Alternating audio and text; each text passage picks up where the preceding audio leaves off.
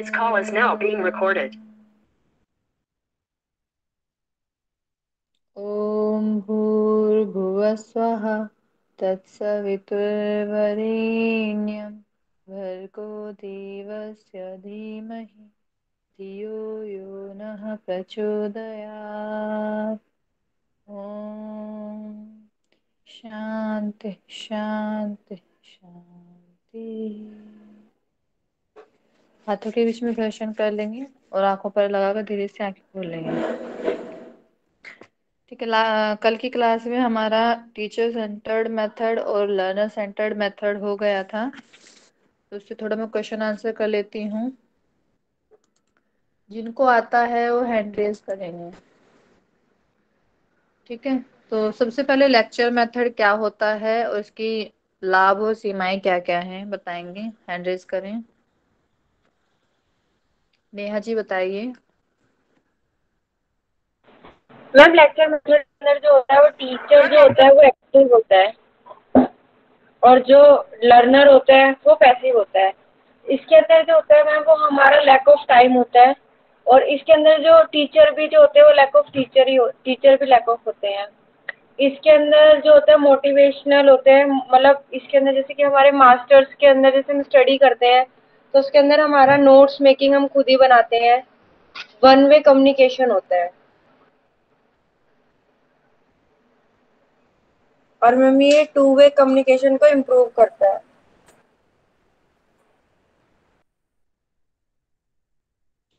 जी बहुत अच्छा नेहा जी। सीमाएं क्या क्या हो जाएंगी इसकी? सोनिया जी बताइए। जी मैम, ये लर्नर मेथड में जो लर्नर है वो पैसिव रोल में रहता है, तो उसकी मेंटल डेवलपमेंट कोई होती नहीं है। जो टीचर सिखा रहा है बस वही सीखना है, तो उसकी मेंटल डेवलपमेंट होती नहीं है। ये वन वे कम्युनिकेशन है तो ये लिमिटेशन है, क्योंकि अगर वन वे कम्युनिकेशन है तो अगर स्टूडेंट्स के कुछ डाउट्स होंगे या उनको कुछ क्लियर नहीं हो रहा है तो उनके साइड से कुछ होगा नहीं, बस टीचर के साइड से कम्युनिकेशन होता है, तो ये एक लिमिटेशन है। तो इसकी वजह से ये लेस फ्रूटफुल है। हाँ जी बहुत अच्छा सोनिया जी। इसके बाद बताएंगे टीवी और वीडियो प्रेजेंटेशन क्या है, उसकी एडवांटेजेस और डिसएडवांटेजेस क्या क्या होती हैं।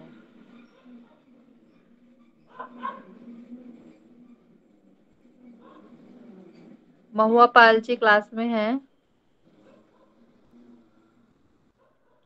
मैम हूँ बट मैंने क्लास वीडियो देखने का भी टाइम नहीं मिला मैम, सॉरी। मैंने शिफ्ट कर रही हूँ अभी एक जगह से दूसरी जगह। चलिए कोई बात नहीं। नेहा जी बताइए।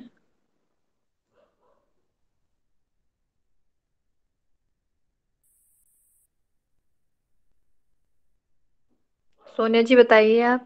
मैम एक बार मैम जी एक बार मैम। जी टीवी और वीडियो प्रेजेंटेशन क्या होता है और इसकी एडवांटेजेस और डिसएडवांटेजेस क्या क्या होती हैं।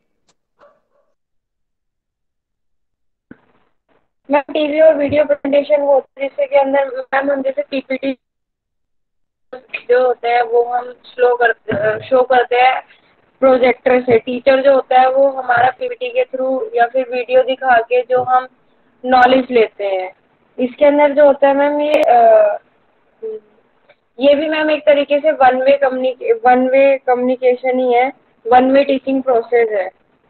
और मैम ये जो है टाइमिंग प्रोसेस इसके अंदर जो होता है वो प्रॉपर नहीं हो पाता, मतलब प्रॉपर से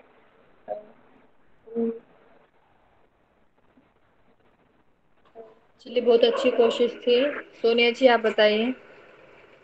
जी मैम, टीवी और वीडियो प्रेजेंटेशन में किसी वीडियो के द्वारा टीचिंग होती है। जो एक्सपर्टीज या लेक्चरर होते हैं तो वो कहीं दूर होंगे तो भी वो वीडियो के थ्रू प्रेजेंटेशन से सिखा सकते हैं। उसके बाद एस्ट्रोनॉमी और ज्योग्राफी में इस मेथड का यूज होता है। जो दूर के लर्नर है तो वो भी इसका लाभ उनको भी इसका लाभ हो सकता है। जो स्पेशलाइज्ड टीचर है वो भी टीचिंग इस टेक्निक से, इस मेथड से कर सकते हैं। इसमें बहुत सारे टेक्निक्स का यूज होता है ये वाले मेथड में। तो इसके लाभ है मतलब किसी भी तरह से हम नॉलेज को डिस्कवर कर सकते हैं। बेस्ट से बेस्ट चीजों को क्लास में हम प्रेजेंट कर सकते हैं।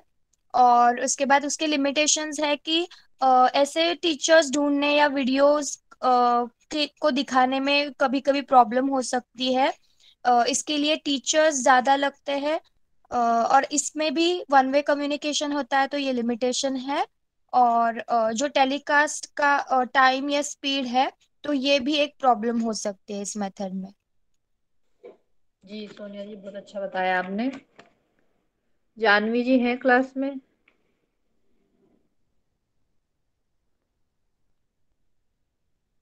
जानवी जी, जानवी साहू।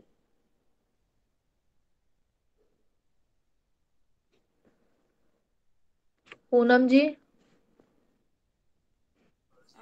जी मैम, मैं जी मैम, बाहर हूँ मैं मैम। बाहर हूँ एक मैम। मेहमान है एक हमारे घर पे। मेहमान है हमारे घर पे। जी चलिए ठीक है, कोई बात नहीं।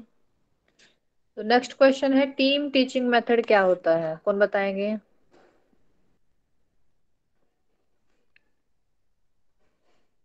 दीक्षा जी, आप थे क्लास में कल? हाँ मैम। हाँ मैम। जी, टीम टीचिंग मेथड क्या होता है? Hello, are you able to hear me? Yes, I am able to hear you, but I asked you a question. What is team teaching method? Team, right? Team, right? Yes, team teaching method. So it's kind of different than the where the team of the people or the one or more than the teachers will be teaching in a platform where they will be having, if they will be having a good understanding, they can deliver the the lecture whatever they want to deliver it to the students. And it will be like, with the good coordination or good with the same topic, the team of the people who will be displaying the thought or the subject. जी बहुत अच्छा बताया आपने। सोनिया बताइए। जी ma'am, team teaching method में एक से ज्यादा teachers present होते हैं। ये पहले अमेरिका में सबसे पहले अमेरिका में यूज हुआ था at the time of second world war. जो तीन चार टीचर्स होते हैं, तो एक सिखाने का काम करता है, तो कोई दूसरा लॉजिक बताने का काम करेगा, तो कोई जो तीसरा टीचर होगा तो वो प्रैक्टिकल नॉलेज देगा। तो ऐसे पूरी टीम मिलके टीचिंग करती है, तो इसको टीम टीचिंग मेथड बोलते हैं। इसमें planning, execution, that is presentation और इवैल्यूएशन, ये तीन चीजें होती है। तो उसके हिसाब से इस मेथड से टीचर सिखाते हैं। जी बहुत अच्छा। इसके बाद क्वेश्चन आंसर मेथड, छोटा सा मेथड है, कौन बताएंगे? नेहा जी, आप बताएंगे? सोनिया जी, आप बताइए। Yes, ma'am. Yes ma'am. जी बताइए नेहा जी। मैम, इसके अंदर जो होता है, वो जो टीचर होता है वो क्वेश्चन स्टेशन देता है, उसके बाद जो है वो क्वेश्चन आंसर करता है।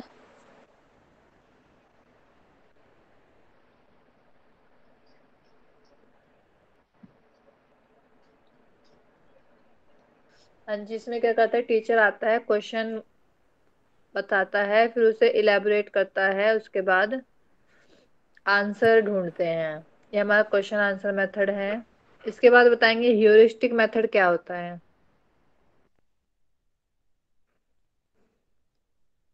सोनिया जी बताइए। जी मैम, इस मेथड में टीचर जो होता है वो कोई प्रॉब्लम या टॉपिक देते हैं, और लर्नर को खुद से ही उससे सीखना पड़ता है। मतलब वो खुद से इंक्वायरी करेगा, फिर उस टॉपिक या उस प्रॉब्लम को सॉल्व करने की कोशिश करेगा। टीचर से इस मेथड में कोई हेल्प नहीं होती है, वो सिर्फ प्रॉब्लम या टॉपिक देते हैं, और लर्नर को खुद से सीखना पड़ता है। और क्रिएटिव लर्नर्स को या फिर जो लर्नर है उनकी क्रिएटिविटी के लिए ये बेस्ट मेथड माना जाता है। हाँ जी, सेल्फ एजुकेशन के लिए। एक चीज मैं कल भूल गई थी ह्यूरिस्टिक मेथड में, कि इनके जो फाउंडर हैं उनका नाम है आर्मस्ट्रॉन्ग। ठीक है, ये लिख लेंगे आप। आर्मस्ट्रॉन्ग के द्वारा ये प्रतिपादित किया गया था ह्यूरिस्टिक मेथड। ठीक है, चलिए रिवीजन हो गया है लगभग। हम आगे बढ़ते हैं। तो मैम एक अभी बार मैं नाम स्क्रीन शेयर दीजिए करूंगी अपना। आप एक बार नाम दीजिए ह्यूरिस्टिक मेथड का। Yes ma'am. Yes ma'am. जी, आर्मस्ट्रॉन्ग।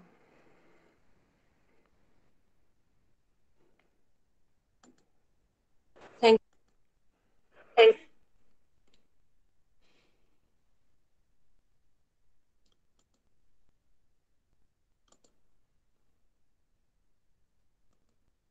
ये मैं लिख देती हूँ स्क्रीन पे।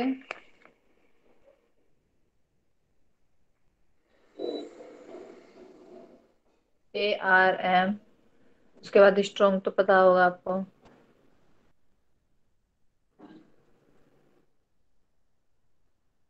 जिसकी भुजाएं स्ट्रॉन्ग हो उसी ने ह्यूरिस्टिक मेथड दिया था।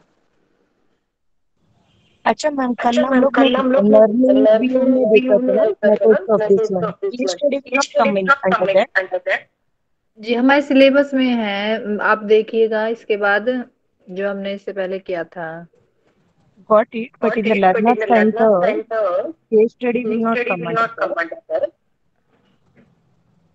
Case learner study, centre method. yes, it's a mixed method. Case study mix method क्या होता है, जिसमें टीचर और लर्नर दोनों की बराबर तरह से सहभागी हो। केस स्टडी में क्या होता है, टीचर टॉपिक तो दे देता है लेकिन उसमें लर्नर की हेल्प भी करता है, गाइड भी करता है। और लर्नर सेंटर्ड में क्या बताया गया है, जिसमें खाली लर्नर जो है वो लर्निंग करे। ठीक है, ये स्क्रीन ओके। शायद प्रॉपर शो नहीं हो रही है, एक मिनट में।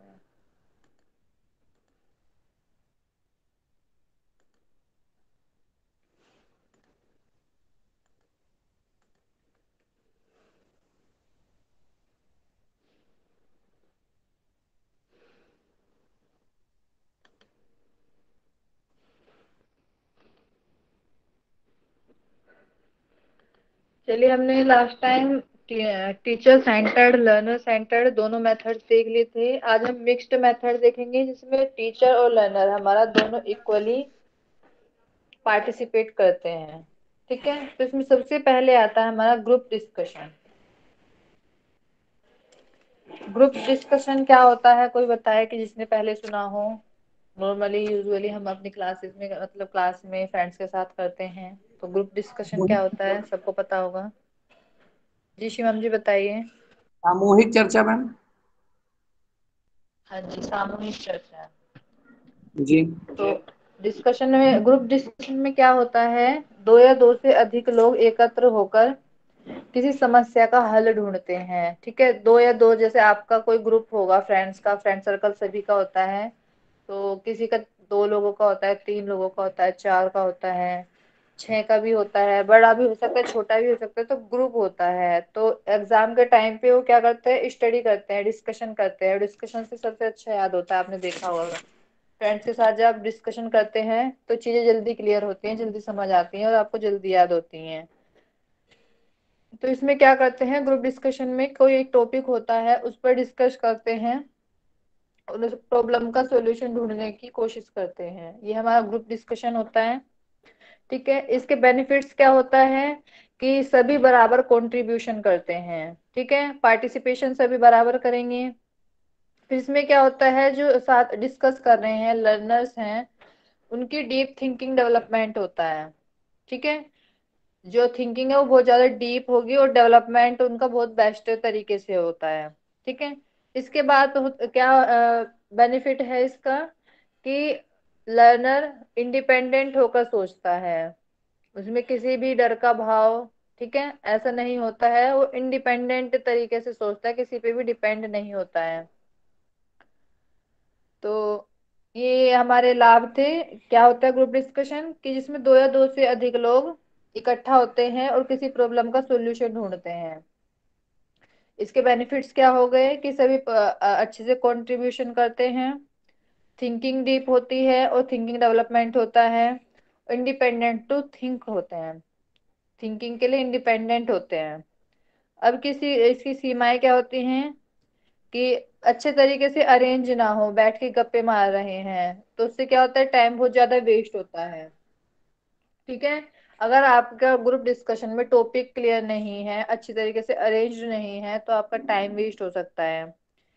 ठीक है, इसके इसमें डोमिनेंसी की संभावना हो सकती है कि कोई एक ही सबसे ज्यादा प्राथमिकता दे अपने आप को।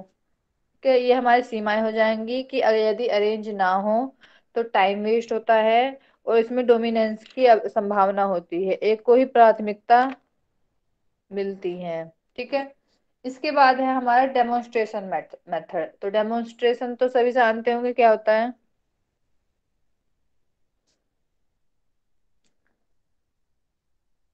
डेमोन्स्ट्रेशन क्या होता है, यस हिंदी मैम। में बोलते हैं इसको। Yes ma'am.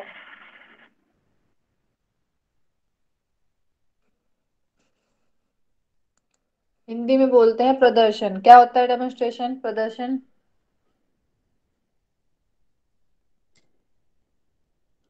जिसमें किसी चीज को इलेबोरेट करके बताया जाए। अब जैसे को आपको कोई पढ़ा रहा है, ठीक है, ये माइक म्यूट कर लेंगे से भी अपना। तो जब कोई पढ़ा रहा है, एक तो होता है लेक्चर मेथड, आपने देखा होगा कि आए भाषण से दिया, कुछ सब अच्छे से शो करके नहीं दिखाया, हाव भाव अच्छे नहीं, खड़े हुए या बैठकर आराम से लेक्चर दे दे। जैसे कथाएं होती हैं, आपने देखा होगा भागवत कथा, राम कथा, उसमें क्या होता है, बैठते हैं और आराम से सुना के चले जाते हैं। ठीक है, और एक होता है डेमोन्स्ट्रेशन मेथड, जिसमें टीचर क्या करता है, ब्लैक बोर्ड का यूज करता है, पिक्चर का यूज करता है, किसी मैप का यूज कर लेगा, या फिर ग्लोब का यूज कर सकता है। तो टीचिंग क्या हो जिससे अफेक्टिव हो, उसके लिए वो अलग अलग टूल्स का यूज करता है। वो क्या कहलाता है, हमारा डेमोन्स्ट्रेशन मेथड कहलाता है, जिसमें टीचर डिफरेंट तरीके से अलग अलग वस्तुओं को यूज करके आपको डेमोन्स्ट्रेट करे। अब इसमें क्या होता है, क्वेश्चन आंसर भी कर सकता है टीचर। क्या करे, क्वेश्चन आंसर करके बच्चे से को इसमें इन्वॉल्व करे टीचिंग लर्निंग प्रोसेस में। ठीक है, इससे क्या होता है, लर्निंग बहुत ज्यादा अधिक होती है। वो क्या करेगा, एक ब्लैक बोर्ड का यूज करेगा, या तो ब्लैक बोर्ड का या फिर किसी पिक्चर का, या फिर ग्लोब मैप। जब आप किसी को मानचित्र वगैरह दिखाते हैं, कोई आपको मानचित्र दिखा दिया आपने, ठीक है, मान लीजिए ये मानचित्र है, अब इसमें आपको कोई दिल्ली बताना है, तो मानचित्र से आप बताएंगे तो जल्दी याद होगा, और आप बताने लगे इतने किलोमीटर, इतने किलोमीटर दूर है, तो उससे क्या अच्छा समझ आएगा उसे? नहीं। यदि आप मानचित्र में दिखाते हैं कि आपका घर है यहाँ पे और यहाँ पे दिल्ली होता है, तो इससे क्या होगा, बच्चे को जल्दी याद होगा मानचित्र के सेंटर में दिल्ली होता है। ठीक है, इसी तरह आप पिक्चर के द्वारा भी समझा सकते हैं। अब जैसे मैंने स्लाइड लेके बैठी हूँ मैं, तो इसमें आपको थोड़ा अलग से इंटरेस्ट आ रहा होगा पढ़ने में, है ना। ग्लोब भी दिखा सकते हैं, अलग अलग देश का जो हम नक्शा दिखा सकते हैं ग्लोब में, कोई पिक्चर दिखा सकते हैं, ब्लैक बोर्ड का यूज कर सकते हैं, जिसमें हम कुछ भी डायग्राम बना के उसे पढ़ा सकते हैं। क्या होता है, डेमोन्स्ट्रेशन मेथड में आता है। इसके लाभ क्या क्या होते हैं, बेनिफिट्स? तो ये सभी सब्जेक्ट के लिए उपयोगी होती है। किसी भी सब्जेक्ट, मैथ हो गया, फॉर्मूलाज दिखाएंगे तब सिखाएंगे बच्चे को। ठीक है, बायो होगा, उसमें आप पिक्चर दिखा सकते हैं, कोई मॉडल दिखा सकते हैं, सेल का हो गया, ठीक है, माइटोकॉन्ड्रिया का हो गया, इन सब के मॉडल्स दिखा सकते हैं। तो इन सब आपके सभी सभी सब्जेक्ट में यूजफुल होता है। इससे क्या बच्चे का इंटरेस्ट बना रहता है। लर्निंग क्या होती है, स्टेबल होते, स्टेबल नॉलेज, जो आप पढ़ाएंगे उसको बहुत ज्यादा अच्छे तरीके से समझ आएगा। फिर क्या होता है, इजीली एक्सेप्ट होता है। ठीक है, कॉन्सेप्ट जो है इजीली समझ आ जाता है डेमोन्स्ट्रेशन मेथड से। इसके बाद इसकी सीमाएं क्या हैं कि ये तभी संभव है जब रिसोर्सेज और इक्विपमेंट अवेलेबल हो। अब आपके पास कोई पिक्चर नहीं है, ब्लैक बोर्ड है लेकिन वो टूटा हुआ है। आपने बचपन में देखा होगा कि पहले पेंट वाला बोर्ड होता था, ब्लैक बोर्ड, तो उसमें क्या होता था, दीवार पुरानी हो गई तो छूट रहा है बोर्ड। ठीक है, इक्विपमेंट्स और रिसोर्सेज नहीं है तो आपका ये अप्लाई नहीं कर सकते आप। आपके पास पिक्चर्स का बजट नहीं है, मैप ग्लोब इन सब का बजट नहीं है, तो ये पॉसिबल नहीं है आपका डेमोन्स्ट्रेशन मेथड। ठीक है, इसमें क्या चाहिए, रिसोर्सेज और इक्विपमेंट इक्वली चाहिए, और इसमें प्रॉपर एडजस्टमेंट की नीड होती है। यदि एडजस्ट नहीं कर रहे हैं आप चीजों को, तो आपकी जो डेमोन्स्ट्रेशन मेथड है वो प्रॉपर तरीके से नहीं हो पाएगा। ठीक है, तो डेमोन्स्ट्रेशन मेथड क्या होता है, जिसमें आप किसी वस्तु का यूज करके उपयोग करके, वस्तु का उपयोग करके अपनी बात को समझाते हैं। वो वस्तु आपकी black board, picture, map, globe, कुछ भी हो सकता है। ठीक है, इसमें आप क्वेश्चन आंसर भी कर सकते हैं जिससे कि लर्निंग अच्छी हो। इसके बाद इसके बेनिफिट्स क्या है कि सभी सब्जेक्ट्स के लिए यूजफुल है, इससे लर्नर का इंटरेस्ट बना रहता है, स्टेबल नॉलेज प्रोवाइड कराती है, इजीली कॉन्सेप्ट को समझा पाती है। ये हमारे बेनिफिट्स हो गए। सीमाएं क्या हुई हमारी, कि यदि आपके पास रिसोर्सेज इक्विपमेंट्स नहीं है तो आपका जो मेथड है वो प्रॉपर तरीके से नहीं हो पाएगा। इसके बाद क्या है, यदि आपका एडजस्टमेंट सही से नहीं है तो आपका मेथड फेल हो जाएगा। ये क्लियर है, ये दोनों मेथड। किसी का कोई क्वेश्चन है तो पूछ सकते हैं। इसके बाद फिर नेक्स्ट पे चलेंगे हम। किसी का कोई क्वेश्चन है तो हैंड रेज करें। क्लियर है नेहा जी? चलिए, तो सेमिनार देख लेते हैं। सेमिनार क्या होता है, इसमें क्या होता है, दो या दो से अधिक टीचर होते हैं। ठीक है, इसमें सेमिनार में डिस्कशन के लिए इकट्ठा होते हैं। इसमें दो या दो से अधिक लोग होते हैं या फिर टीचर्स भी हो सकते हैं। उसमें सेमिनार में कोई प्रॉब्लम होती है या फिर कोई सब्जेक्ट होता है, उसे एक्सप्लेन किया जाता है। ठीक है, अब इसमें 3 स्टेप्स बताए गए हैं कि पेपर की तैयारी, फिर उसकी प्रस्तुति और उसकी चर्चा। पहले तो प्रिपरेशन करेंगे। ये जो मैथ 3 चीजें आएंगी, कॉमन है, सभी चीजों में आती है। तो इसमें पेपर की तैयारी करते हैं, फिर प्रस्तुति देते हैं और उस पे फिर डिस्कशन करते हैं, चर्चा करते हैं। प्रस्तुति मतलब प्रेजेंटेशन। ठीक है, कोई प्रॉब्लम आपको पहले उसकी तैयारी करके आएंगे कि क्या प्रॉब्लम लें, क्या टॉपिक लें, उसके बाद आप उसे प्रेजेंट करेंगे, उसके बाद आप डिस्कशन करेंगे। इसके लाभ क्या होते हैं कि प्रॉपर तरीके से एक्टिव होती है, मोटिवेट करती है। इसमें स्किल्स भी डेवलप होते हैं, टीचर की भी और लर्नर की भी। इसमें एनरोलमेंट पूरी तरह से होता है, लर्नर का भी और टीचर का भी। इसमें कोई स्पेसिफिक सब्जेक्ट ही तैयार करना होता है। सेमिनार में क्या होता है, पहले से ही तैयारी करके आएंगे, उसके बाद आप सेमिनार स्टार्ट करते हैं।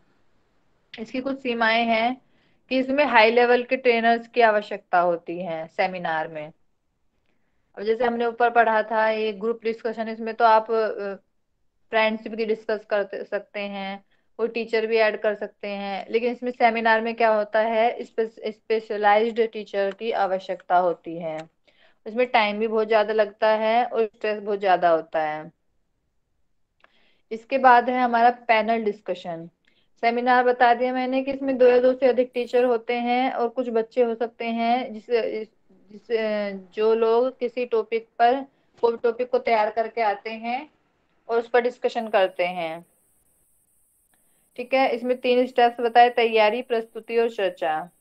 Preparation, presentation and discussion. इसमें मैंने बेनिफिट्स बता दिए कि एक्टिव करती है बच्चों, मतलब लर्नर को भी और टीचर भी, दोनों एक्टिव रहते हैं। मोटिवेशन मिलता है लर्नर्स को। स्किल्स डेवलप होती है। सेमिनार में क्या होता है, लर्नर और टीचर दोनों इक्वली एक्टिव रहते हैं, जिससे लर्नर की स्किल्स भी, बोलने की, समझाने की स्किल्स डेवलप होती हैं। दोनों ही पूरी अच्छी तरह से इन्वॉल्व रहते हैं और किसी टॉपिक को अच्छे तरीके से तैयार करके आते हैं और उसके सॉल्यूशन को पाकर ही रहते हैं। इसके बाद सीमाएं बताएं कि इसमें हाई लेवल की टीचर की आवश्यकता होती है, टाइम ज्यादा लगता है और स्ट्रेस बहुत ज्यादा हो जाता है। इसमें फिर पैनल डिस्कशन है। ठीक है, पैनल डिस्कशन में क्या होता है, ये साइंटिफिक या फिर बिजनेस या फिर एकेडमिक कॉन्फ्रेंस, फैंस का जो इंटरव्यू होता है और टेलीविजन से रिलेटेड जो चीजें होती हैं वो हमारे पैनल डिस्कशन में आती हैं। ठीक है, पैनल में 6 से 8 लोग होते हैं और लर्नर साइड होते हैं। पैनल आपने देखा होगा, टीवी पे देखा होगा या फिर आपका कॉलेज वगैरह में कॉन्फ्रेंस हुआ होगा, तो वहां पे देखा होगा कि 5 से 6 लोग आते हैं और वो डिस्कस करते हैं। ठीक है, एक दूसरे से क्वेश्चन आंसर करते हैं और डिस्कस करते हैं। एक पैनल में 6 से 8 लोग होते हैं। ठीक है, इसमें इनफॉर्मली विचार विमर्श होता है। ठीक है, इनफॉर्मली विचार विमर्श होता है, ऐसा नहीं कि फॉर्मल फॉर्मल और इनफॉर्मल तो आप समझ रहे होंगे। तो इसमें इनफॉर्मली विचार विमर्श होता है। अब जैसे कोई टॉपिक हो गया, क्लाइमेट चेंज, क्लाइमेट चेंज की वजह से हमारा जो ग्लोबल वार्मिंग है वो हो रही है, तो ग्लोबल वार्मिंग कोई टॉपिक हो गया, उस पे भी जो है एक पैनल आया, वो डिस्कशन कर रहे हैं।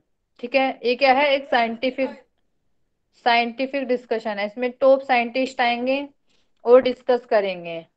ठीक है, या फिर आपने न्यूज में देखा होगा 5-6 लोग बैठते हैं और किसी टॉपिक पर, जैसे राजनीति का है।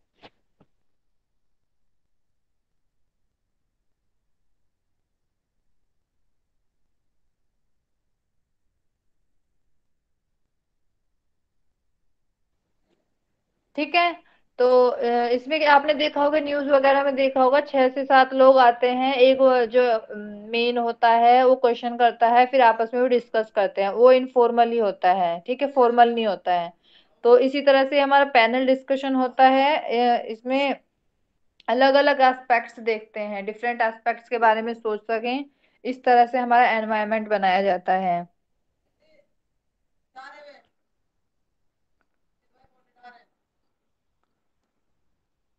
अब इसमें क्या होता है, उन्हीं मेंबर्स को सिलेक्ट किया जाता है जो कि इफेक्टिवली सोच सके।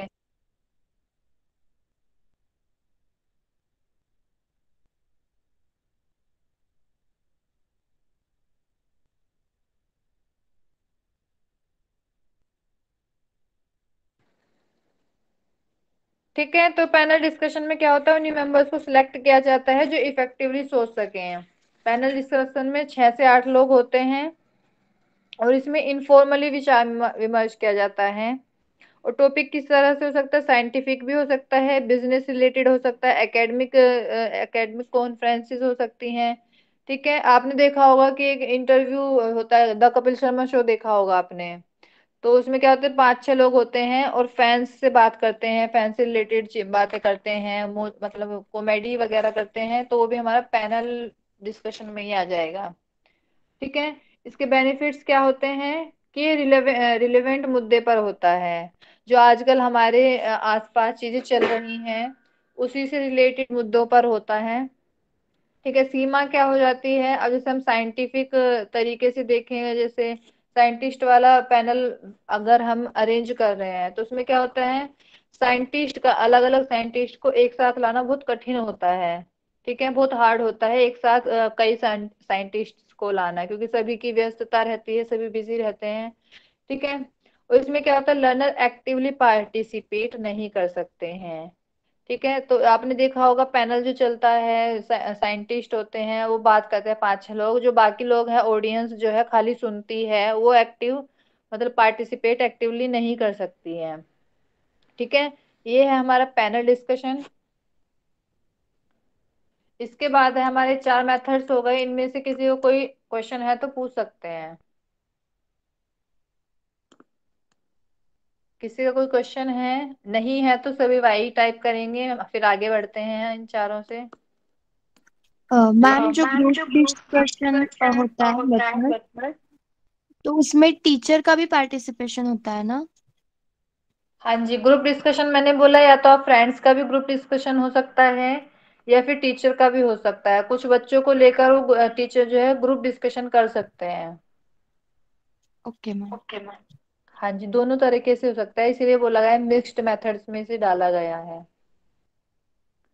इसके बाद आता है हमारा ब्रेन स्टॉर्मिंग। ब्रेन स्टॉर्मिंग में क्या होता है, टीचर आते हैं और क्वेश्चन लिखते हैं बोर्ड पे। ठीक है, टीचर क्या करते हैं, क्वेश्चन लिखते हैं बोर्ड पे, और फिर उससे रिलेटेड थॉट्स पूछते हैं, कि सभी जो लर्नर्स हैं वो अपने अपने थॉट्स दें, और फिर उन थॉट्स को बोर्ड पे लिखते हैं, फिर उसका इवैल्यूएशन करते हैं। ठीक है, इवैल्यूएशन करते हैं और फिर रिजल्ट पर पहुंचते हैं। तो ब्रेन स्टॉर्मिंग में क्या होता है, क्वेश्चन पूछेगा टीचर, उसके बाद फिर सभी जो हमारे स्टूडेंट्स हैं उनसे उनके उनके थॉट्स पूछेंगे कि उन्हें किस तरह से आंसर इसमें सही लग रहा है। उसके बाद फिर इवेल्युएशन करेंगे, ठीक है, और रिलेशन देखेंगे कि कौन, मतलब जो भी आंसर दिए गए हैं उनमें रिलेशन देखेंगे, ठीक है। उसके बाद फिर रिजल्ट निकालेंगे कि क्या आंसर है। तो ये हमारा ब्रेन स्टॉर्मिंग होता है। एक प्रॉब्लम रख दी जाती है जिस पर ओपनली थॉट्स रखते हैं, फिर उस पर चर्चा करते हैं, डिस्कशन करते हैं, वाद विवाद होता है, कोई अपनी बात सही बताता है, कोई अपनी बात सही बताता है। फिर टीचर जो है सभी मतों को बोर्ड पर लिखते हैं, लिखते जाते हैं, जितने भी आपके थॉट्स मिलते हैं टीचर से लिखते जाएंगे। फिर इसमें रिलेशन देखते हैं और प्रॉब्लम सोल्व करते हैं, ठीक है। इससे बेनिफिट्स क्या होता है, इससे जो थिंकिंग स्किल्स का डेवलपमेंट होता है लर्नर का, इसका मेन पर्पस पार्टिसिपेशन होता है, ठीक है। ब्रेन स्टॉर्मिंग में क्या बोला जाता है कि अपने थॉट्स बताएं, तो इससे क्या करता है लर्नर अपने अपने थॉट्स बताता है और सभी अच्छे से पार्टिसिपेट करते हैं। इसके बाद क्या होता है, इससे क्रिएटिविटी बढ़ती है, ठीक है। यह साइकोलॉजिकल प्रिंसिपल पर बेस्ड है। इससे मेंटल डेवलपमेंट अच्छे से होता है। ये कॉस्टली भी कम होती है क्योंकि इसे तैयार करने के लिए ज्यादा फैसिलिटीज की आवश्यकता नहीं होती है। तो इसमें हमने देखा ब्रेनस्टॉर्मिंग क्या होता है कि इसमें एक प्रॉब्लम रख दी जाती है जिस पर ओपनली थॉट्स रखे जाते हैं, फिर चर्चा की जाती है और वाद विवाद होता है। टीचर अपने जो स्टूडेंट्स हैं सभी के मतों को बोर्ड पर लिखते जाते हैं और फिर इनमें रिलेशन देखा जाता है और फिर प्रॉब्लम सोल्व करते हैं, जो क्वेश्चन था उसका आंसर देखते हैं। इससे बेनिफिट्स क्या होता है, थिंकिंग स्किल्स का डेवलपमेंट होता है, पार्टिसिपेशन ज्यादा से ज्यादा होता है, क्रिएटिविटी बढ़ती है, मेंटल डेवलपमेंट होता है, और ये क्या होती है कॉस्टली कम होती है और इसे ज्यादा तैयार करने की आवश्यकता नहीं होती है। अब इसकी भी सीमाएं बताई गई हैं कि वेल अरेंज्ड नहीं होती है, यह अच्छे से व्यवस्थित नहीं होती है।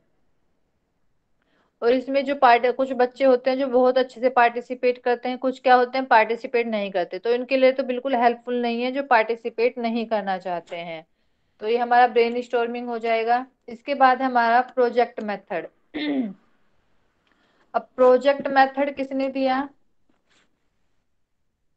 जॉन डेवी एक साइंटिस्ट थे, उनका एक स्टूडेंट था किल पैट्रिक, ठीक है।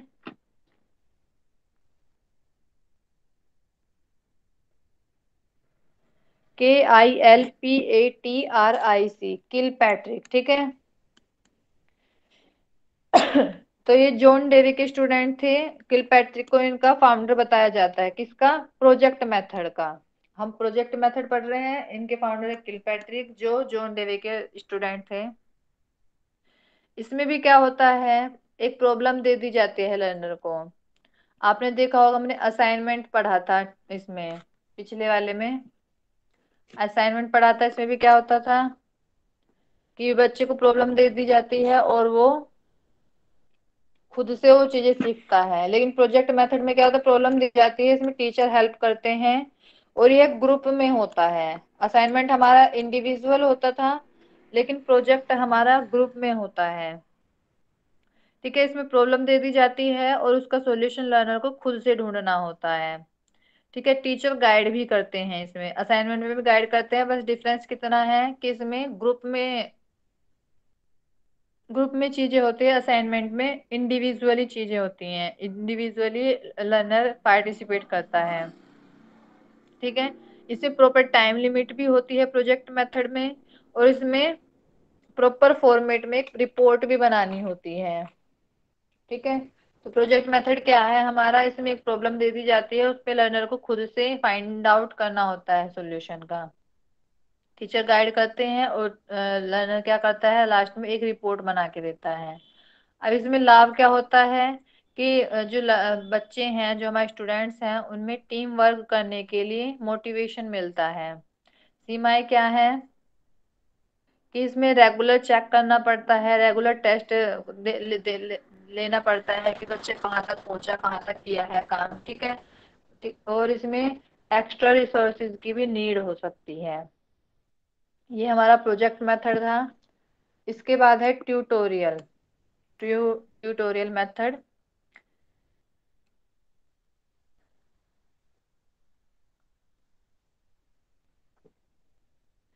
ट्यूटोरियल मेथड में बढ़ने से पहले सभी बताएं कि आपको समझ आ रहा है जो पढ़ाया जा रहा है। Yes ma'am. ठीक है, ठीक है शिवम जी, बाकी माइक अनम्यूट कर लेंगे सभी। फिर है हमारा ट्यूटोरियल। ट्यूटोरियल मेथड में क्या होता है, ये स्मॉल स्मॉल ग्रुप्स में जो है टीचिंग के लिए गाइडेंस देने के लिए हो सकता है। अब ट्यूटोरियल क्या होता है, इसे ये तीन तरीकों से होता है। एक होता है इंस्पेक्शन ट्यूटोरियल, ये है इंडिविजुअली होता है, लर्नर होगा एक इंडिविजुअल और एक टीचर होगा, उनमें विचार विमर्श हो सकता है, अपनी प्रॉब्लम बताएं, फिर टीचर से सोल्व करें। फिर इंस्पेक्शन होता है इंडिविजुअली। उसके बाद होता है ग्रुप ट्यूटोरियल। ग्रुप ट्यूटोरियल में क्या होता है, एक ग्रुप ले लेते हैं, जैसे क्लास में से कोई ग्रुप ले लिया जिन्हें कुछ चीजें समझ नहीं आ रही हैं, कम समझ आ रही हैं, कम आता है, तो उन्हें ले लेते हैं। उन्हें दो अच्छे तरीके से वही चीजें दोबारा से सिखाई जाती हैं, ये हमारा ग्रुप ट्यूटोरियल होता है। फिर प्रैक्टिकल ट्यूटोरियल होता है, इसमें क्या होता है, फिजिकल स्किल्स सिखाई जाती हैं, प्रैक्टिकली चीजें बताई जाती हैं। ठीक है, ये हमारे तीन तरह के ट्यूटोरियल बताए गए हैं, और ट्यूटोरियल का मकसद क्या होता है, स्मॉल ग्रुप्स को टीचिंग प्रोवाइड कराना। जैसे हमारा ट्यूशन होता है, आपने ट्यूशन देखा होगा, वो हमारे ट्यूटोरियल के अंतर्गत आता है। ठीक है, जो ट्यूशन आजकल चल रहे हैं, स्कूल में भी बच्चे को 6 घंटा भेजो, उसके बाद फिर 1 2 घंटे के लिए अलग से भेजो। अब जब बच्चा 6 घंटे नहीं पढ़ पा रहा है, वो 1 2 घंटे में क्या स्पेशल पढ़ लेगा। बस वो है, मेंटेलिटी बन गई है सभी की, कि उसका बच्चा जाए तो हमारा भी बच्चा ट्यूशन पढ़े। ठीक है, ट्यूटोरियल मेथड क्या होता है, एक स्मॉल ग्रुप को टीचिंग करने के लिए हमारा ट्यूटोरियल मेथड यूज किया जाता है। इंस्पेक्शन ट्यूटोरियल होता है, ग्रुप ट्यूटोरियल होता है, और प्रैक्टिकल ट्यूटोरियल होता है। इंस्पेक्शन में इंडिविजुअल होता है, इंडिविजुअली विचार विमर्श होता है, डिस्कशन होता है इंडिविजुअली। ग्रुप ट्यूटोरियल में कुछ बच्चे होते हैं, 5 या 6 बच्चे हो जाएंगे, छोटा सा ग्रुप हो जाएगा, और उसको टीचिंग कराई जाएगी, उसमें हम विचार विमर्श करेंगे। इसके बाद होता है प्रैक्टिकल ट्यूटोरियल, इसमें फिजिकल स्किल्स, प्रैक्टिकल वर्क, इन सब से रिलेटेड होता है। इसके लाभ क्या है, कि बच्चे का अटेंशन गेन करने में हेल्पफुल होता है, थिंकिंग प्रोसेस बढ़ती है, और टीचिंग लर्निंग प्रोसेस और बेटर होता है। सीमा क्या होती है, कि ये टाइम कंज्यूमिंग होता है। ठीक है, ये हमारा ट्यूटोरियल मेथड था। इसके लाभ बता दिए मैंने, कि अटेंशन गेन करता है लर्नर, थिंकिंग प्रोसेस बढ़ती है, और टीचिंग लर्निंग प्रोसेस भी बेटर होता है। इसकी सीमाएं क्या है, टाइम कंज्यूमिंग होता है। इसके बाद आता है case study method. Case study method क्या होता है, ये पारंपरिक, जैसे हम पढ़ते हैं थ्योरी पढ़ते हैं, तो वो क्या होता है, हमारा पारंपरिक तरीके से पढ़ते हैं, कि जो बुक में है पढ़ा, एग्जाम दे दिया। लेकिन केस स्टडी में क्या होता है, ये इससे हटकर है, इसमें प्रैक्टिकली चीजें करते हैं। ठीक है, एक्चुअल कंडीशंस होती हैं, उसमें हमारी स्टडी होती है। इसमें लर्नर खुद से डिसीजन लेता है, उसके ये किस किस में हो सकता है, साइकोलॉजी में हो सकता है, बायोलॉजी में हो सकता है, लीगल स्टडीज। आपने देखा होगा, आप साइकोलॉजी पढ़ते हैं, लेकिन उन्हें केस स्टडी भी करनी होती है, अलग अलग पेशेंट की, डिप्रेशन का हो गया, एंजाइटी का हो गया। ठीक है, तो साइकोलॉजी से रिलेटेड वो पेशेंट देखते हैं, फिर उन्हें काउंसलिंग वगैरह करा के उनमें फिर इम्प्रूवमेंट देखते हैं, ये हमारा साइकोलॉजी में होता है। बायोलॉजी में भी होता है, जिसमें प्रैक्टिकल करते हैं, केस स्टडी दी जाती है। जैसे स्टार्टिंग में हमारा एनिमल्स पे केस स्टडी होती है, उसके बाद फिर जो एमबीबीएस वगैरह होते हैं, फिर वो पेशेंट वगैरह भी देखते हैं। लीगल स्टडीज होती हैं, लॉयर वाले, तो लॉयर क्या करते हैं, उसमें भी पहले फील्ड वर्क दिया जाता है छोटा छोटा, वो हमारे केस स्टडी के अंतर्गत आएगा। हिस्ट्री में होता है, योगा होता है, सोशियोलॉजी होता है। योगा में तो होता ही है केस स्टडी की, आप आपके सिलेबस में भी योगा, यहाँ पे ज्यादातर योगा वाले होंगे, तो इनके सिलेबस में केस स्टडी होता है, उसमें डिजीज बताए दी जाती है, उसके पेशेंट देखने होते हैं, फिर उन्हें योगा कराना होता है, और प्री पोस्ट हमें रिजल्ट देखना होता है, कि पहले कितना था, योगा कराने के बाद कितना आया है। तो ये हमारा केस स्टडी के अंडर आता है। ठीक है, तो केस स्टडी क्या होता है, एक्चुअल कंडीशंस में हमें स्टडी करनी होती है। इसके बेनिफिट्स क्या होते हैं, बेनिफिट्स होते हैं, decision making, problem solving skills develop करती है, इसमें एक्टिव पार्टिसिपेशन होता है। नवीन दृष्टिकोण विकसित होता है। ठीक है। इसकी सीमा क्या है?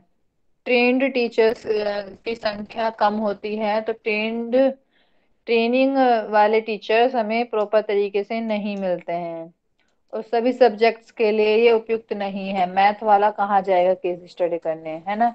तो ये सब क्या होता है, सब्जेक्ट्स के लिए सभी के लिए उपयुक्त नहीं होता है, और इसमें ट्रेंड टीचर्स की आवश्यकता होती है, लेकिन ट्रेंड टीचर्स कम संख्या में होते हैं। लाभ क्या बताया गया है? लर्नर की decision making, problem solving skills develop होती हैं। एक्टिव पार्टिसिपेशन करता है लर्नर। नवीन दृष्टिकोण विकसित होता है, अलग तरीके से बच्चा सोचने लगता है। आप थ्योरी में और प्रैक्टिकल में आप देखिएगा बहुत अलग डिफरेंस होता है। ठीक है, ये हमारा केस स्टडी हुआ। इसके बाद है हमारा रोल प्लेइंग। आपने देखा होगा ड्रामा होता है, रामलीला होगी, ठीक है, कृष्ण लीला हो गई। इनमें क्या होता है, राम जी का कैरेक्टर, सीता जी का कैरेक्टर, उनसे रिलेटेड अदर कैरेक्टर्स जो होते हैं उन्हें प्ले किया जाता है। इसी तरह कृष्ण लीला में क्या होता है, कृष्ण जी का कैरेक्टर, ठीक है, राधा जी का कैरेक्टर, उनसे रिलेटेड कैरेक्टर्स का एक नाटकीय रूपांतरण होता है, उनकी लाइफ को दिखाया जाता है उन्हें आदर्श मानकर। ठीक है। तो रोल प्लेइंग में क्या होता है, नॉलेज गेन करने के लिए, ह्यूमैनिटी रिलेटेड स्किल्स को डेवलप करने के लिए हम एक रोल प्लेइंग मेथड का यूज करते हैं। इसमें बच्चों को अलग अलग रोल्स दे दिए जाते हैं, एक ड्रामा की तरह हमें पार्टिसिपेशन करना होता है। ठीक है, अलग अलग कैरेक्टर्स का रोल प्ले करते हैं, नाट्य रूपांतरण किया जाता है। अब इससे लाभ क्या होते हैं, बच्चा जो है अच्छे से पार्टिसिपेशन कर पाता है, फीडबैक मिलता है। अब जैसे कोई प्ले कर रहा है, नाटक कर रहा है, तो उससे क्या होगा, ऑडियंस से पता चल जाएगा या तो बोर होएगी या फिर खूब खुश होएगी। तो उससे क्या होता है, फीडबैक तुरंत मिल जाता है। इससे बच्चा प्रॉब्लम सोल्विंग भी सीख लेता है। जैसे कि आप आपस में लड़ाई झगड़े हैं या फिर उनके कुछ कॉन्सेप्ट हैं वो क्लियर नहीं हो रहे हैं, तो उनसे प्रॉब्लम सोल्विंग भी हो जाती है। ठीक है, उनका पॉइंट ऑफ व्यू चेंज हो जाता है रोल प्लेइंग से। इसकी सीमाएं क्या हैं, रिजल्ट हमारे अनप्रिडिक्टेबल भी हो सकते हैं, अप्रत्याशित भी हो सकते हैं, जिसका हमें अंदाजा भी नहीं था, वो रिजल्ट भी आ सकते हैं जो हमें दिखाई ना दें। ठीक है, वो रिजल्ट भी आ सकते हैं। रिसोर्सेज बहुत अधिक चाहिए होते हैं, सीमाएं में क्या है इसका, रिसोर्सेज बहुत ज्यादा चाहिए होते हैं। अब आप रोल प्ले कर रहे हैं, उसके लिए कॉस्ट्यूम भी चाहिए, प्रॉपर तरीके से टाइम भी चाहिए। ठीक है, ये सब हमारे रिसोर्सेज में आ जाते हैं। तो ये था हमारा रोल प्लेइंग मेथड। अब इन मेथड में किसी को कोई कंफ्यूजन है तो पूछ सकते हैं, यदि कंफ्यूजन नहीं है तो मैं क्वेश्चन आंसर करती हूँ।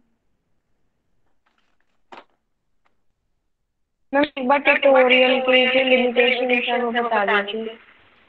हाँ जी, ट्यूटोरियल की लिमिटेशंस क्या है कि ये टाइम कंज्यूमिंग होता है।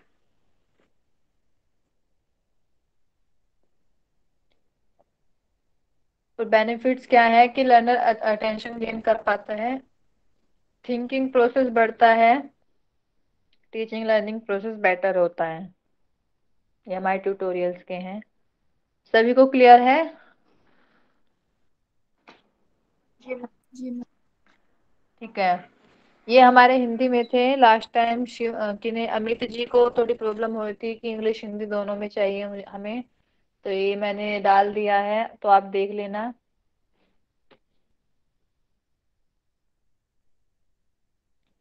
तो नेक्स्ट टॉपिक है हमारा डेल्स कौन ऑफ एक्सपीरियंस।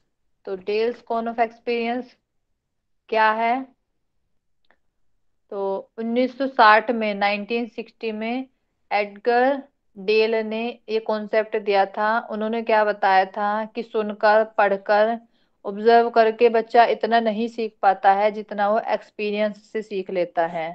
ये किसने दिया था, 1960 में दिया था, 1960 में एडगर डेल ने। ठीक है, एडगर डेल ने यह सिद्धांत दिया था। इसमें क्या बताया गया है कि सुनकर, पढ़कर या फिर चीजों को ऑब्जर्व करके लर्नर इतना नहीं सीख पाता है जितना वो करने से सीख लेता है, डू। ठीक है, ये इसी से हमारा कौन ऑफ एक्सपीरियंस डेवलप हुआ था। ये क्या बताता है कि लर्निंग बाय डूइंग बेस्ट होती है। यदि आप करके सीखते हैं तो आपकी लर्निंग सबसे ज्यादा होती है। इसीलिए इसे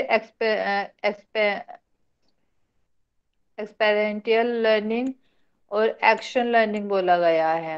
ठीक है, क्रिया सीखना, अनुभवात्मक शिक्षा, कर कर सीखना, ये हमारे डेल कोनोफ एक्सपीरियंस के अन्य नाम हुए। ठीक है, अब इसमें देख लेते हैं क्या है ये। तो इसमें क्या बताया गया है कि यदि आप कुछ चीज पढ़ते हैं, कोई टेक्स्ट पढ़ते हैं, कोई बुक पढ़ते हैं, तो उससे क्या होगा, आपका आवाज आ रही है मेरी सभी को? जी मैम। जी, तो उससे क्या होगा, हमारा लर्नर 10% ही जो पढ़ रहा है उसका 10% ही याद कर पाएगा। ये क्या है, पीपल जनरली रिमेम्बर, क्या याद कर पाएंगे, ये हमारा इस वे में जाएगा। लर्निंग आउटकम्स में क्या आएगा, ये हमारा इस वे में जाएगा। ठीक है, तो जो पढ़ रहा है उसका उसे खाली 10% याद होता है, और जो सुन रहा है, लिसन टू लेक्चर, कोई लेक्चर सुन रहा है, ठीक है, कि कोई यूट्यूब पे वीडियो सुन रहा है, तो उसे उसका खाली सुनने का, जितना सुना उसने उसका 20% याद रहता है। ठीक है, इसके बाद क्या बताया इन्होंने, ये ऊपर से नीचे तक जा रहा है, तो ये कौन बन गया प्रॉपर, तो इस वजह से इसे डेल कोन ऑफ एक्सपीरियंस बोला जाता है। फिर क्या बताया इन्होंने कि कोई पिक्चर देख रहा है, रुकी हुई पिक्चर हो या मूविंग पिक्चर हो, उससे कितना सीख पाता है, 30%, उसका जो उसने देखा उसका खाली 30% ही सीख पाता है। अब कोई एग्जीबिशन है या फिर कोई डेमोन्स्ट्रेशन है, अच्छे से समझाया गया है, ठीक है, उसको कितना याद कर पाएगा वो, 50% याद कर पाएगा। ठीक है, तो हमने क्या देखा, जो पढ़ रहा है वो कोई टेक्स्ट पढ़ रहा है, ठीक है, या कोई बुक पढ़ रहा है, उससे उसे 10% ही याद होएगा। और कोई कुछ सुन रहा है, यूट्यूब हो, कोई लेक्चर हो, उसके सुनने से 20% याद रहेगा उसे खाली। कोई पिक्चर देख रहा है, चाहे वो रुकी हुई पिक्चर हो या फिर मूविंग पिक्चर, स्टिल पिक्चर हो या फिर मूविंग पिक्चर, उससे 30% ही वो याद रख पाता है। अब कोई एग्जीबिशन है या कोई भी डेमोन्स्ट्रेशन है, उससे वो पूरा 50% याद रखेगा, जितना उसने देखा, जितना उसने एग्जीबिशन में समझा, उसको 50% याद रख पाता है। अब उसने किसी वर्कशॉप में पार्टिसिपेट किया, ठीक है, और या फिर कोई रोल प्ले किया किसी सिचुएशन में, तो उसका वो 70% याद रख पाता है। इसके बाद क्या है, कोई रियल एक्सपीरियंस है, ठीक है, या फिर कोई डायरेक्ट पर्पसफुल एक्सपीरियंस है, उसकी रियल लाइफ में कोई एक्सपीरियंस हुआ है, उससे वो 90% सीखता है। ये आपने नॉर्मल अपनी लाइफ में भी देखा होगा, ये जो डेल कोन ऑफ एक्सपीरियंस है, ये आपने अपनी लाइफ में भी देखा होगा, जो आप एक बार पढ़ते हैं उसका खाली आपको 10% याद रहता है। उससे क्या कर पाते हैं आप, खाली डिफाइन कर देंगे क्या पढ़ा है, अपने डिस्क्राइब कर देंगे कि क्या क्या पढ़ा है, आप बता देंगे क्या क्या पढ़ा है, लिस्ट बना के बता देंगे कि मैंने ये पढ़ा है, और थोड़ा बहुत आप एक्सप्लेन भी कर लेंगे पढ़कर या सुनकर। ठीक है, आप क्या कर लेंगे, उसे डिफाइन कर देंगे, डिस्क्राइब कर देंगे, परिभाषित कर देंगे, वर्णन कर देंगे, सूचीबद्ध कर देंगे क्या क्या पढ़ा है, और आप उसे एक्सप्लेन भी कर सकते हैं, व्याख्या भी कर देंगे कि आपने क्या सुना या फिर आपने क्या पढ़ा। नॉर्मल सी बात है। इसके बाद है हमारा जो आपने इसमें देखा है, इतने हिस्से में पिक्चर देखी, एग्जीबिशन या डेमोन्स्ट्रेशन देखा, इससे क्या आप भी उसे डेमोन्स्ट्रेट कर सकते हैं, जो आपने डेमोन्स्ट्रेशन से देखा, जो आपने सीखा, उससे जो 50% सीखा, उससे आप डेमोन्स्ट्रेशन भी कर सकते हैं, खुद भी प्रदर्शित करेंगे कि आपने क्या देखा, आप उसे अप्लाई भी कर सकते हैं अपनी डेली लाइफ में, तो प्रैक्टिस करके आप बिल्कुल परफेक्ट हो सकते हैं। ठीक है, इसके बाद 70% वाला है, जिसमें आपने वर्कशॉप में पार्टिसिपेट किया, एक रोल प्ले मॉडल, ये जो हमने रोल प्ले देखा था ना, जो हमने नाटक वाला देखा था कि सिचुएशन में के अकॉर्डिंग जो सीखा था, उसमें आप एनालाइज, डिजाइन, क्रिएट, इवेलुएशन, ये जो 70 और 90% वाला थिंक है, इसमें आप विश्लेषण करना सीख जाएंगे कि क्या पढ़ा, क्या समझा, आपने एक्सपीरियंस जो लिया है उसे आप एनालाइज भी कर देंगे, आप डिजाइन भी कर देंगे, आप क्रिएट भी कर देंगे, और आप इवेलुएशन भी कर देंगे। ठीक है, तो ये हमारा डेल कोल ऑफ एक्सपीरियंस है।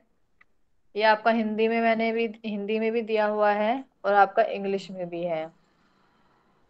ठीक है, अब डेल कोन ऑफ एक्सपीरियंस से किसी को कोई क्वेश्चन है तो पूछ लें।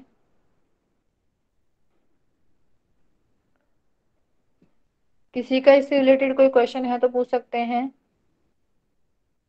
फिर मैं क्वेश्चन आंसर करती हूँ और उसके बाद शांति पाठ करके क्लास एंड करते हैं।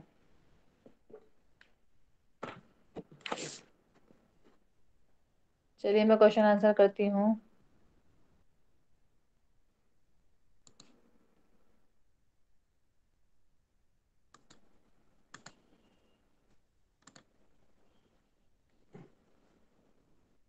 जो जो क्वेश्चन आंसर में पार्टिसिपेट करने के लिए तैयार हैं वाई लिखेंगे।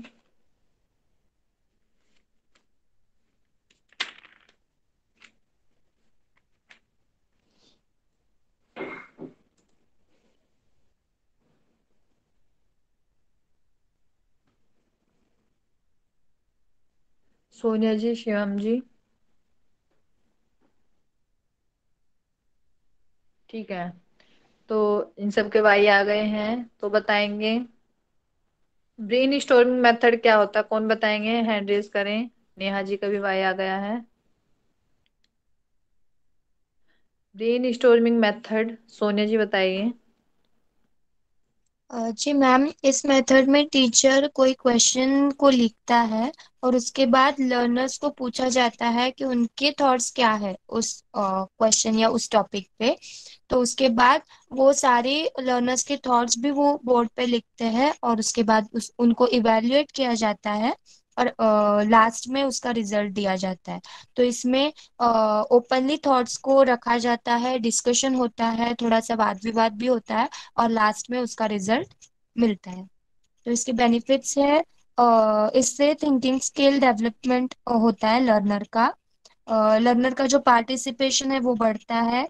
उसके बाद ये क्रिएटिविटी बढ़ती है, मेंटल मेंटल डेवलपमेंट भी इसमें बढ़ता है और ये साइकोलॉजिकल प्रिंसिपल पे बेस्ड है और ये कॉस्टली भी नहीं है। जी बहुत और इसके अच्छा। लिमिटेशन है, ये वेल अरेंज नहीं होता है और जो कोई पार्टिसिपेट नहीं करते तो उनके लिए ये हेल्पफुल नहीं होता है। जी बहुत अच्छा सोनिया जी, बहुत अच्छा बताया आपने। इसके बाद बताएंगे डेमोन्स्ट्रेशन मेथड, कौन बताएंगे?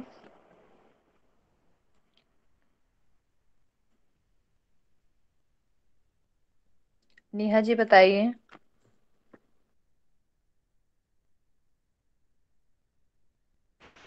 डेमोन्स्ट्रेशन जो होता है वो हम किसी एक मॉडल के द्वारा, मतलब या तो किसी मॉडल से लर्निंग करते हैं, मतलब लर्निंग कराते हैं। टीचर जो होता है कोई मॉडल दिखा के, जैसे कि जैसे बायो का कोई टीचर है, देन उसको स्केलेटन के बारे में बताना है तो वो पूरा एक स्केलेटन के अलग अलग बोन्स लेकर आएगा, एक मॉडल दिखाएगा, डेमो से दिखाएगा। वो उसको पिक्चर से दिखा सकते हैं या मैप से दिखा सकते हैं, ब्लैक बोर्ड का भी यूज कर सकता है।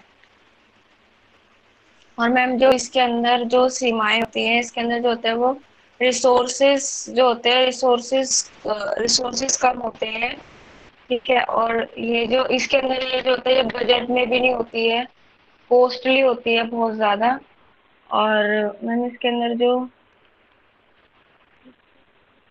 और इसके अंदर जो होता है कि इसके अंदर एडजस्टमेंट को, मतलब एडजस्टमेंट प्रॉपर नहीं हो पाता, इसके अंदर प्रॉपर एडजस्टमेंट की जरूरत पड़ती है।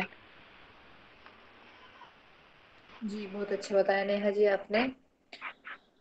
तो नेक्स्ट क्वेश्चन है पैनल डिस्कशन क्या होता है?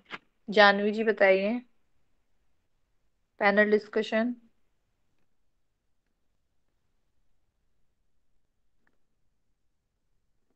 मैम इसमें साइंटिफिक होता है सारी चीजें, इसमें होती इनफॉर्मली विचार विमर्श करते हैं और क्लाइमेट इसमें चेंज होता रहता है। इसमें टॉप मेंबर होते हैं, जैसे टीवी में किसी भी एक प्रोसेस के लिए जो बातें चुनी जाती हैं, बातें करते हैं।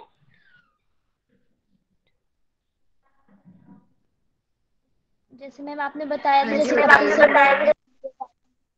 उसमें टॉप लोग रहते हैं, उसमें से चुना जाता है, इस टाइप से। हाँ जी सोनिया जी आप बताइए थोड़ा स्पेसिफिक। जी मैम, ये जो पैनल डिस्कशन मेथड है, इसमें कॉलेज कॉन्फ्रेंसेस या फिर टीवी रिलेटेड जो न्यूज़ वगैरह चैनल रहते हैं तो इसमें ये मेथड यूज होती है। इसमें 6 से 8 लोगों का डिस्कशन होता है, क्वेश्चन आंसर्स होते हैं, फिर इनफॉर्मली डिस्कशन होता है। ये साइंटिफिक डिस्कशन हो सकता है या फिर कोई बिजनेस रिलेटेड हो सकता है या फिर एकेडमिक भी हो सकता है। इसमें बहुत सारे एस्पेक्ट्स पे थिंकिंग होती है। जो इफेक्टिवली सोच सकते हैं ऐसे ही मेंबर्स को इसमें लिया जाता है। इसका बेनिफिट है कि जो रिलेवेंट पॉइंट्स है तो उन पे ही ये डिस्कशन होता है। और अगर लिमिटेशंस की बात करेंगे तो ऐसे जो लोग हैं इनको एक साथ लेके आना थोड़ा सा टफ होता है। और जो लर्नर होते हैं तो वो एक्टिवली इसमें पार्टिसिपेट नहीं कर सकते। जी, जानवी जी और सोनिया जी दोनों का आंसर बहुत अच्छा था। तो डेल कौन ऑफ एक्सपीरियंस के बारे में बात कर लेते हैं थोड़ा सा। तो हमारा चीजें देखने से और चीजें देखने से, कोई पिक्चर देखने से कितना परसेंट लर्नर याद रख पाता है, कौन बताएगा? टाइप करेंगे सभी। किसी पिक्चर को देखने से लर्नर कितना याद रख पाता है?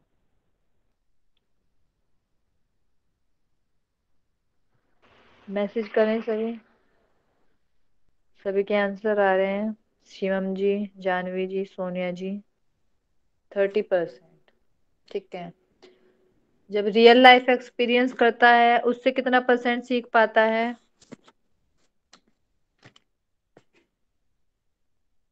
कितना याद रहता है रियल लाइफ एक्सपीरियंस से?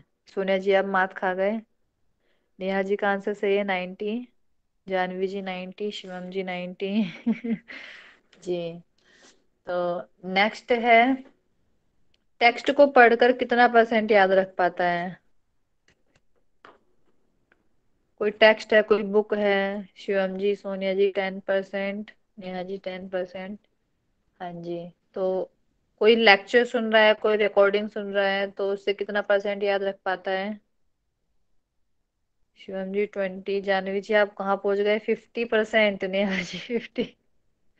सुनने से हमारा डील कौन ऑफ एक्सपीरियंस 20 बताता है। अपना एक्सपीरियंस नहीं बताना जानवी जी कि आपको 50% याद हो जाता है। डेल कौन ऑफ एक्सपीरियंस में 20% याद होता है। ठीक है। यदि आप कोई सिचुएशन में रोल प्ले कर रहे हैं या फिर किसी वर्कशॉप में पार्टिसिपेट कर रहे हैं तो उससे कितना परसेंट याद रहता है? 70%, सोनिया जी। जानवी जी तो सब चीजों से 50% सीख लेती हैं। नेहा जी 70%। चलिए। ये हमारा डेल कौन ऑफ एक्सपीरियंस है और हमने आज क्या किया?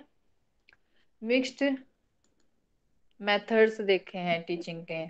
कल हम ऑनलाइन ऑफलाइन देख लेंगे और स्वयं स्वयं प्रभा मूक्स देख लेंगे। ठीक है, थोड़ा सा आप पहले से पढ़ के आइएगा जिससे कि आपको जल्दी समझ में आए।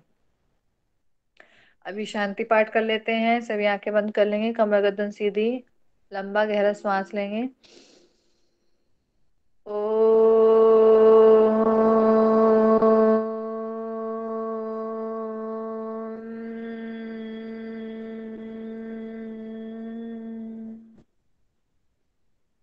ॐ सहनाववतु सहनो भुनक्तु सह वीर्यं करवावहै तेजस्विनावधीतमस्तु मा विद्विषावहै।